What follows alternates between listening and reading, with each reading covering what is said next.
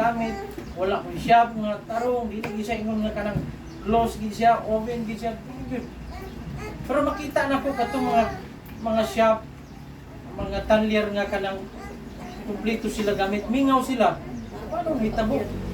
Naa sa dapli karsada, naa sila'y igo nga mga gamit, naa sila'y promotions, tarpaulins, ana. Paano nahitabo, Lord? Pressure. So, ingong ko, ilan yun mahitabo sa kong kinabuhi? Tulog pa kay ko. Naanay manuktok sa balay.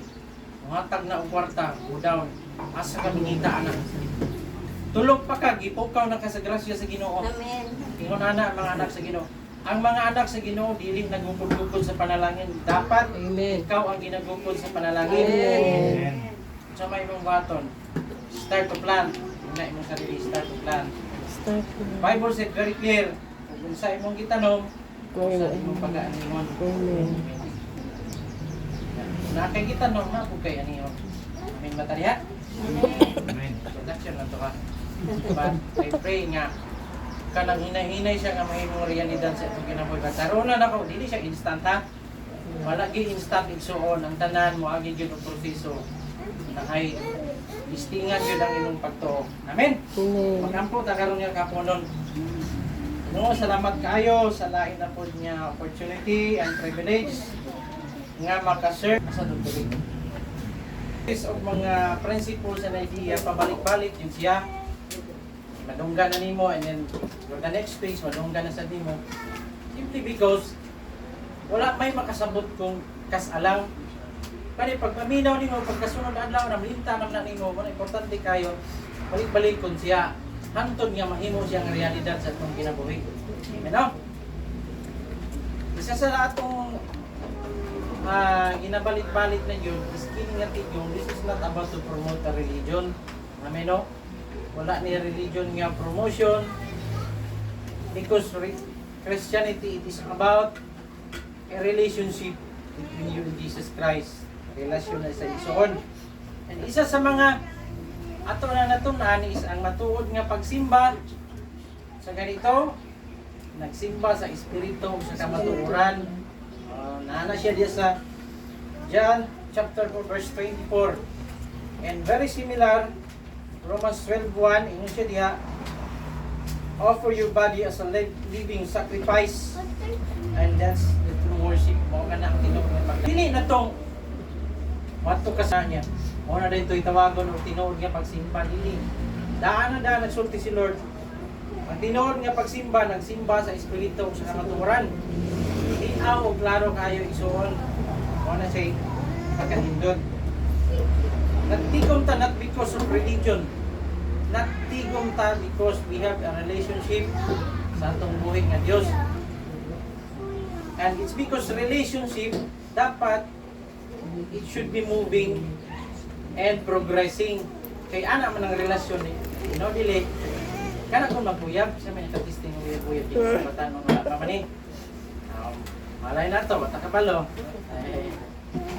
Diba ang uyab mga nang relasyon ng uyab ano? Di ba pag mag-uyab, pag magkalalis-lalis na siya, malabo na siya.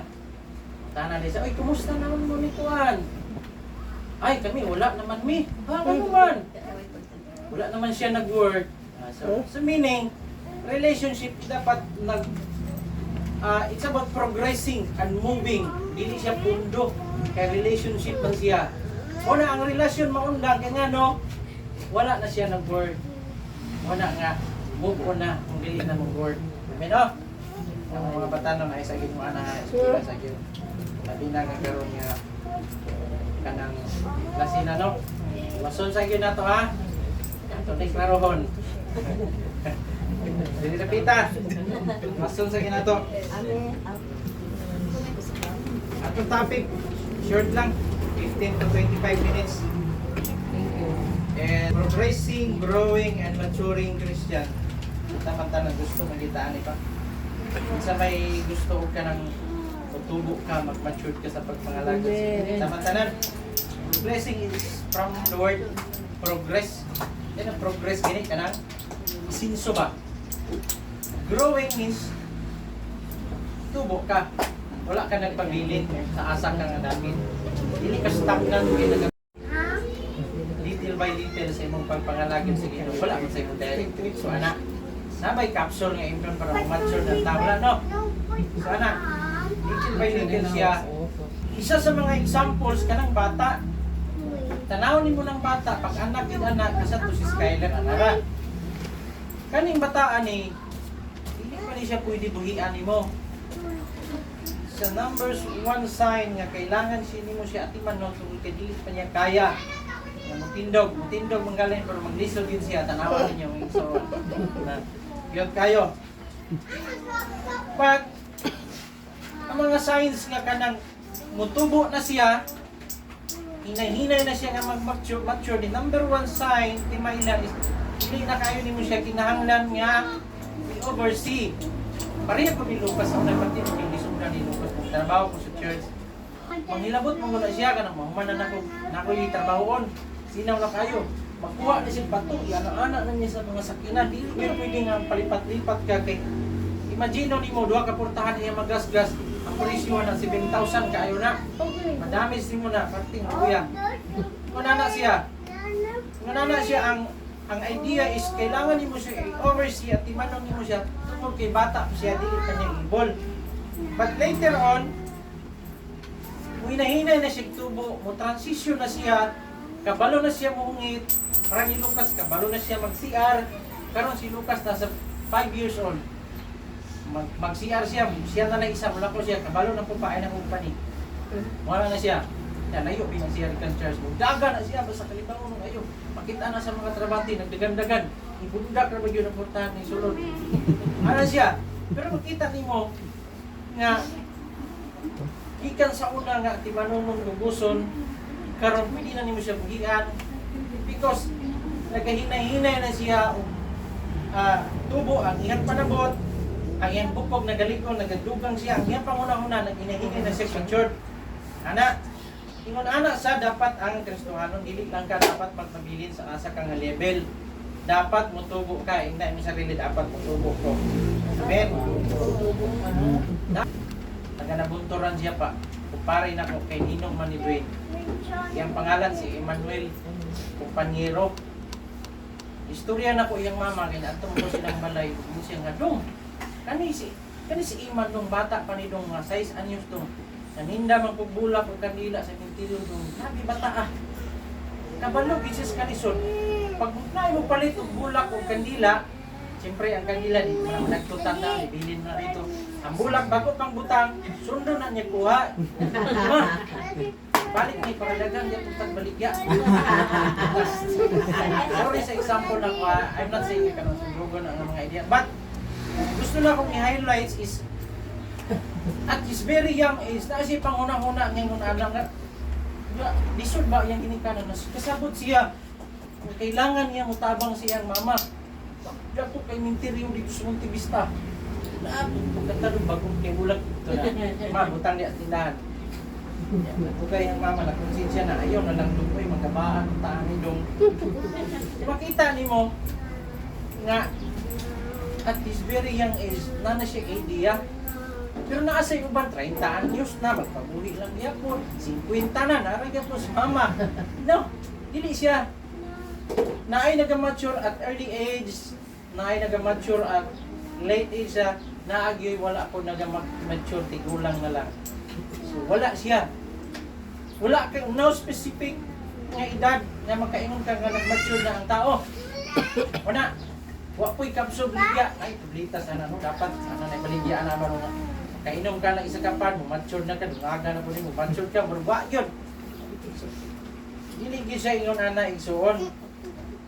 Imagine, in his high school life, high school days niya, nakadili siya og multi-million nga yuta at his very young age.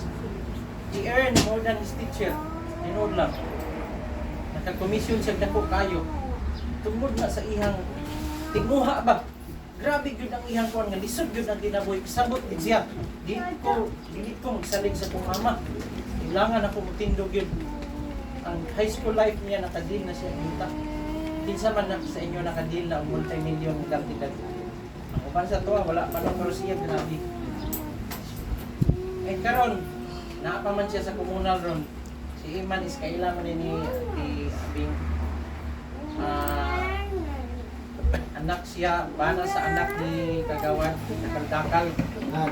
Iman kumpanyero. Nana siya nga nakong tao. Si Big Boy. Itumon siya nakong tao anak. Kwartahan ang gitsero. Iyang balay, nadaos tulay anak. Tungod sa iyang mindset, anak, usahay ang Kristuhanon, magpabilin siya ng dam sa iyang pagtuo. Tungod ra po niya nga wala siya nag-discover sa mga butang. Importante kay si Kristuhanon, keep on discovering things. Labi na pag mga butang yun sa Ginoo, kana mga ayaw undang, ayaw pagpabilin. Ako na nang gi-example. Tanan nga produkto nga ni increase, tanan nga produkto nga ning success, success. Katong wala ning undang. Like for example na nako ng iPhone. Ug ang Nokia. Asa man Nokia ron na pabawa na. Wala na no? Peace out na. Peace out na. Ano man, wala na Nokia, wala siya ning sabay sa Android na nga kuan. Nag-stand sa iyang kuan which is dili na puli, dili na click. Stand niya po siya ang iya po siya. Pero tanawa ang iPhone. Ang sa'yo pinakalitis ron. 16 Pro Max. Pero asa man siya nagsugod, di ba? Nasa 8, 9, 10, 12, ano? Anong naabot man siya diyan?